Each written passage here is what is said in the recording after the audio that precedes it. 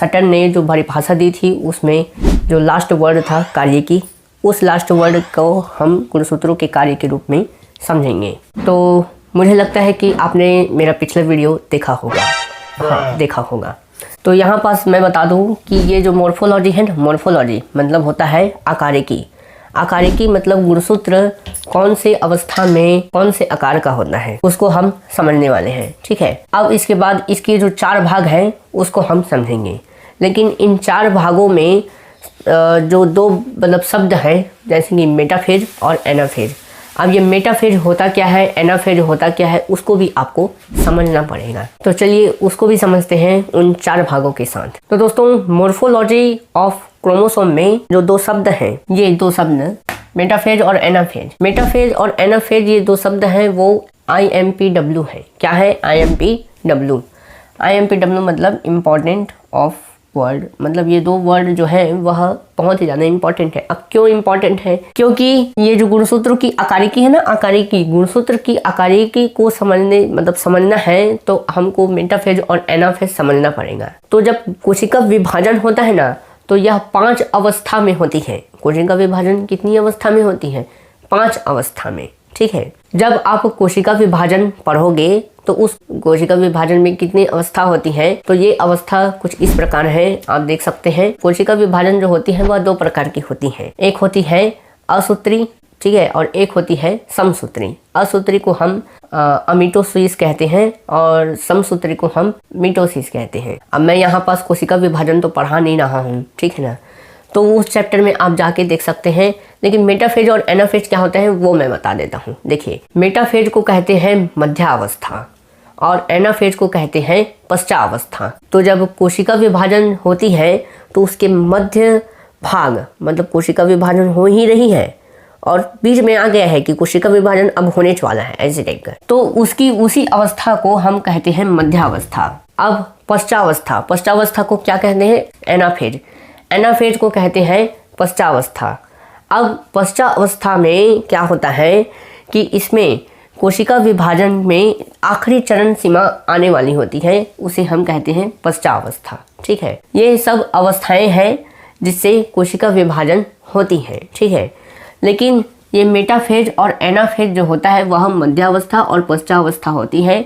इसी फेज में मतलब इसी अवस्था में गुणसूत्र में आकारिकी को देखा जाता है। मतलब इसी अवस्था में गुणसूत्र की जो आकारिकी होती है उसके आकार में थोड़ी परिवर्तन आनी स्टार्ट हो जाती है, ठीक है। तो ये मेटाफेज और एनाफेज तो समझ गए, मध्यावस्था पश्चावस्था, है कि नहीं। उस चैप्टर में जाके अब इसे डिटेल में समझ सकते हैं, ठीक है। लेकिन अब हम समझते हैं आकारिकी। तो ये आकारिकी जो होती है वह 4 प्रकार की होती है। मतलब 4 प्रकार के आकारिकी जो होती है वह गुणसूत्र में देखी जाती है, ठीक है, या दिखाई देती है। पहला है मेटासेंट्रिक। देखिए, एक चीज़ है कि इसमें पूरा सेंट्रिक जुड़ा हुआ है, आपको सिर्फ और सिर्फ शुरू के याद रखने हैं। जैसे कि इसमें लिखा है मेटा, इसमें लिखा है सब मेटा, इसमें लिखा है टीलो, इसमें लिखा है एक्रो, ठीक है। और मेटासेंट्रिक, सब मेटासेंट्रिक, टीलोसेंट्रिक, एक्रोसेंट्रिक याद हो जाएगा, सीधी सी बात है, ठीक है। अब सबसे पहले समझते हैं मेटासेंट्रिक।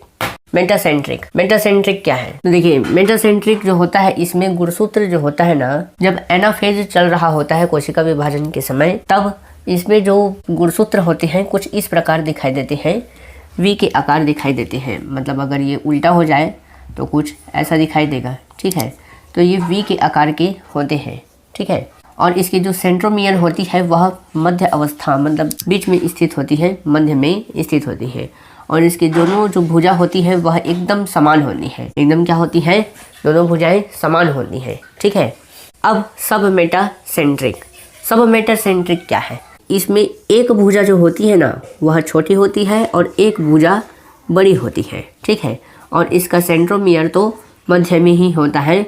और इसमें एक शब्द आता है कि सबमिडियन का अर्थ होता है मध्य भाग। ये वृत्त जो है वह आधे आधे भाग में बढ़ जाएगा। उसी प्रकार सबमिडियन मतलब होता है कि आधे भाग में बांटना, ऐसा आप समझिए। या अगर इसकी मध्य रेखा खींचे तो ये दोनों आधे आधे भाग में मतलब समान भागों में बढ़ जाते हैं, तो उसको हम कहते हैं सबमिडियन, ठीक है। सब मेटासेंट्रिक में जो आकार होगी वह या तो एल के समान होगी या तो जे के समान होगी, लेकिन ज़्यादा चांस है कि ये एल के समान दिखे। तो इसमें ये जो लाइन होता है वह छोटा होता है, ये लाइन जो होता है वह बड़ा होता है। उसी प्रकार जब इसको हम इस प्रकार देखेंगे, जैसे कुछ इस प्रकार, तो इसमें एक भाग जो होता है, मतलब एक भुजा जो होती है वह छोटी दिखाई दे रही है, एक भुजा जो होती है वह बड़ी दिखाई दे रही है। और इसी को अगर हम जे के समान दिखाई देना है तो इसलिए बुक में दोनों चीज़ें दी गई हैं, या तो ये जे के समान या तो एल के समान। तो ये आपको समझ में आ गया। टीलोसेंट्रिक, टीलोसेंट्रिक क्या है? तो टीलोसेंट्रिक में आपको कुछ इस प्रकार की संरचनाएं दिखेंगी। इस संरचना में क्या है कि इसमें भुजा जो होती है वह सीधा लंबा हो जाएगा, उसका आकार कुछ इस प्रकार दिखाई देगा। और फिर उसके बाद है एक्रोसेंट्रिक। एक्रोसेंट्रिक में क्या होगा कि एक भुजा जो है वो आपको छोटा दिखाई देगा और एक भुजा बड़ा दिखाई देगा, इसलिए इसको एक्रोसेंट्रिक बोल रहे हैं, बस और कुछ नहीं है। और सेंट्रोमियर जो है वह हमेशा ही मध्य अवस्था में या सब मीडियन अवस्था में होगी। अब हम समझते हैं स्ट्रक्चर ऑफ क्रोमोसोम्स, गुणसूत्रों की संरचना। गुणसूत्रों की संरचना दो प्रकार की नहीं होती है, लेकिन अगर हम अलग अलग सूक्ष्मदर्शी में देखें तो यह दो प्रकार की होती है, ऐसा आप समझिए। क्योंकि प्रकाश सूक्ष्मदर्शी से देखते हैं तो कुछ तीन संरचनाएं दिखती हैं और बस हो गया, लेकिन इलेक्ट्रॉन सूक्ष्मदर्शी से देखते हैं तो ये 6 होती हैं। हाँ, मतलब ये 6 होते हैं। अभी मैं बताऊंगा ये 6 क्या होते हैं, ठीक है। अब देखिए, प्रकाश सूक्ष्मदर्शी में देखेंगे ना तो पेलिकल, मैट्रिक्स और क्रोमोनिमा दिखेगा। अब ये पेलिकल क्या है? देखिए, प्रकाश सूक्ष्मदर्शी से जब क्रोमोसोम को देखेंगे ना तो ऊपरी झिल्ली बनी होती है, ऐसा संरचना दिखाई देता है, तो उसी को हम पेलिकल कहते हैं, ठीक है। मतलब अगर जैसे कि क्रोमोसोम है तो क्रोमोसोम की ऊपरी परत को जो एक झिल्ली से ढकी होती है उसे हम पेलिकल कहते हैं। और इसी झिल्ली में ना मैट्रिक्स भरी होती है, उसमें एक पदार्थ भरा होता है, उसी को मैट्रिक्स कहते हैं, ठीक है। अब ये मैट्रिक्स हो गया। अब क्रोमोनिमा, इसी मैट्रिक्स में ना एक धागेनुमा संरचना होती है जिसे हम क्रोमोनिमा कहते हैं।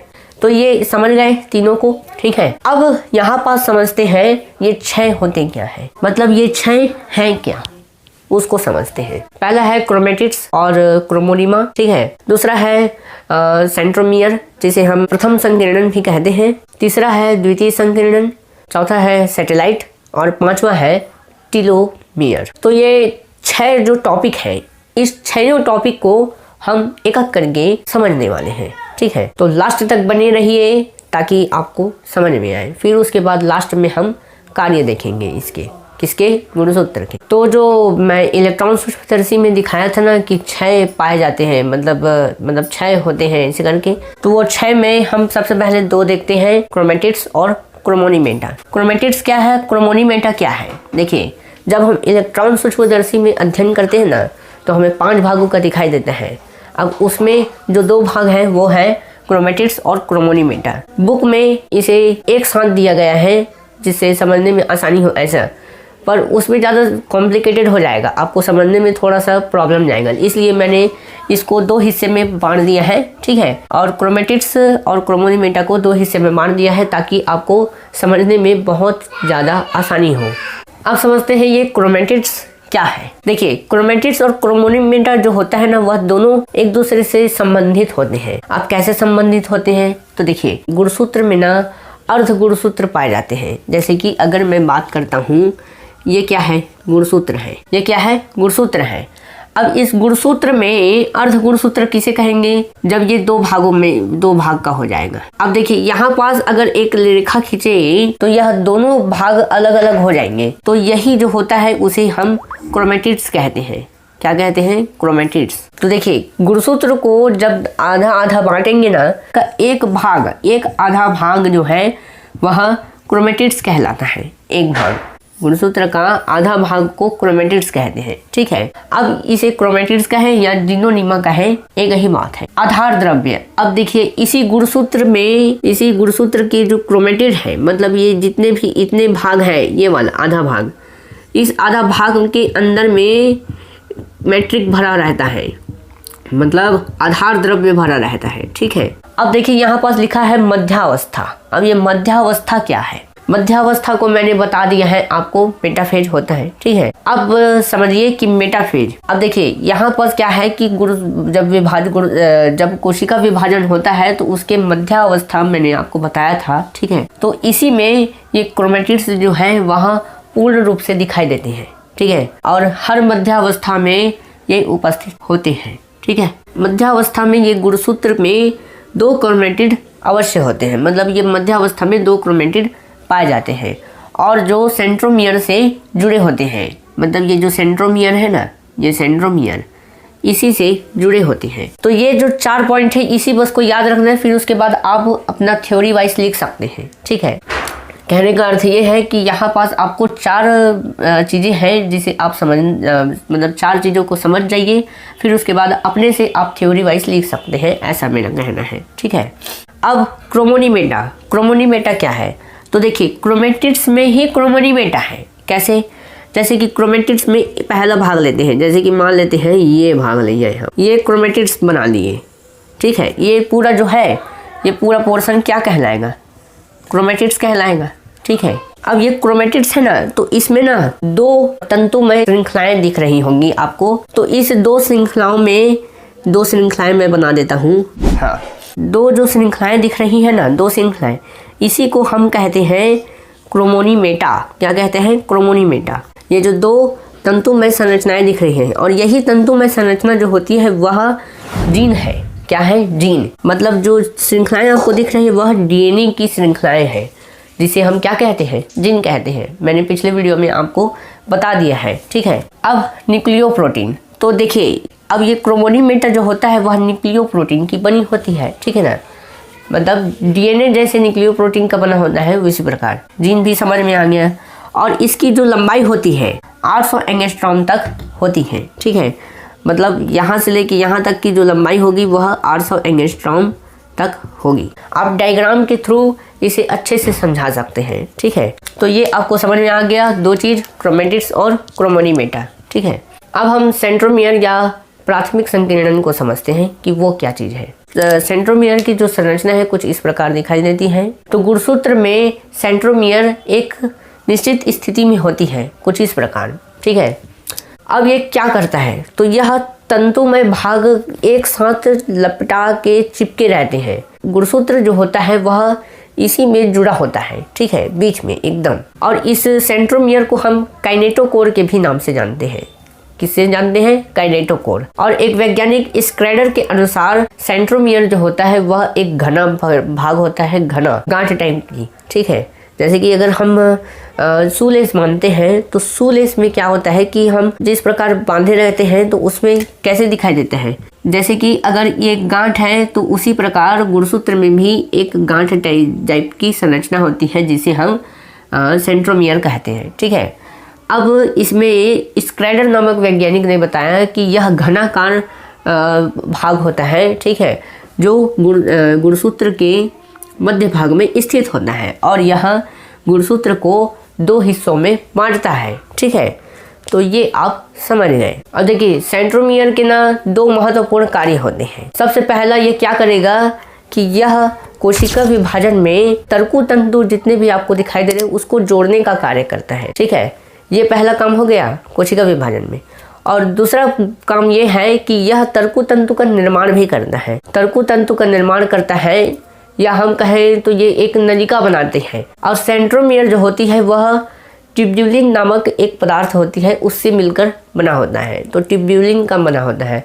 अगर आपको पूछे कि सेंट्रोमियर किससे बना होता है तो ट्यूब्यूलिन आपको बोलना ही बोलना है, ठीक है। हमने सेंट्रोमियर समझ लिया है। अब हम समझने वाले हैं द्वितीयक संकीर्णन, सेकेंडरी कॉन्स्ट्रिक्शन। अब ये द्वितीयक संकीर्णन क्या है? प्रथम संकीर्णन के रूप में तो हमने सेंट्रोमियर को समझ लिया, अब द्वितीय संकीर्णन समझना है। देखिए प्रथम संकीर्णन जो है वह एक निश्चित स्थान पर रहना है, ठीक है ना। और द्वितीय संकीर्णन भी जो होता है वो एक निश्चित स्थान होती है उसकी भी, जो कुछ इस प्रकार आप समझ सकते हैं कि ये है प्रथम संकीर्णन और ये है द्वितीय संकीर्णन। अब ये द्वितीय संकीर्णन क्या है? देखिए सिरेंडी नामक एक वैज्ञानिक है, कुछ अलग है, इनका नाम हाई-फाई सिरेंडी नामक वैज्ञानिक हैं। इन्होंने इस द्वितीयक संकीर्णन को ऑलिस्थिरोजोन्स नाम दिया, ठीक ठीक है, क्या नाम दिया? ओलिस्थेरो जोन्स। तो गुणसूत्र की पहचान जो है वो इसी से की जाती है। मतलब अगर गुणसूत्र को जानना है तो हम सेकेंडरी संकीर्णन से जानेंगे। वैसे इसका कार्य तो केंद्रक के निर्माण में यह भाग लेता है। कौन? Secondary constriction. अब ये समझिए कि न्यूक्लियोलर ऑर्गेनाइजर क्या है। केंद्रक में भाग लेने के कारण इसे न्यूक्लियोलर ऑर्गेनाइजर कहते हैं। मतलब न्यूक्लियोलर ऑर्गेनाइजर जो होता है वह डीएनए का 0.3% भाग होता है। अगर आपको पूछे कि डीएनए का कौन सा भाग 0.3% होता है तो आप कहिएगा न्यूक्लियोलर ऑर्गेनाइजर जो होता है वह डीएनए का 0.3% भाग होता है। ठीक है, यूक्रोमेटिक भाग। देखिए, यूक्रोमेटिक भाग को समझना है तो आपको सबसे पहले ये समझना होगा कि ये द्वितीयक संकीर्णन और सैटेलाइट का क्या संबंध है, क्योंकि द्वितीयक संकीर्णन और सैटेलाइट एक ही है ऐसा माना जाता है और एक ही है ऐसा लगता भी है, क्योंकि बुक के अगर हिसाब से देखा जाए तो द्वितीयक संकीर्णन जो है वही सैटेलाइट ही है एक प्रकार से देखा जाए तो। जब यह केंद्रिका के निर्माण में भाग लेता है तब इसे क्या कहते हैं? न्यूक्लियोलर ऑर्गेनाइजर कहते हैं। तो मतलब न्यूक्लियर ऑर्गेनाइजर कहें, द्वितीयक संकीर्णन कहें या सैटेलाइट कहें, तीनों एक ही बात है, क्योंकि ये एक ही स्थान में होते हैं एक प्रकार से देखा जाए। यहाँ पर ध्यान देने योग्य ये है कि यूक्रोमेट्रिक भाग जो होती है वो क्या है। तो केंद्रिका जो होती है वह, ये वाली भाग जो होती है वह अकुंडलित होती है और ऊपर से इसमें जो स्टेनिंग की अभिक्रिया है उसकी मात्रा जो होती है इसमें कम होती है। इसमें मतलब यह उन रंगों को धारण ज़्यादा नहीं करता है, इसलिए ऐसा आप समझिए। चौथा और पांचवा को एक साथ कंप्लीट कर लेते हैं।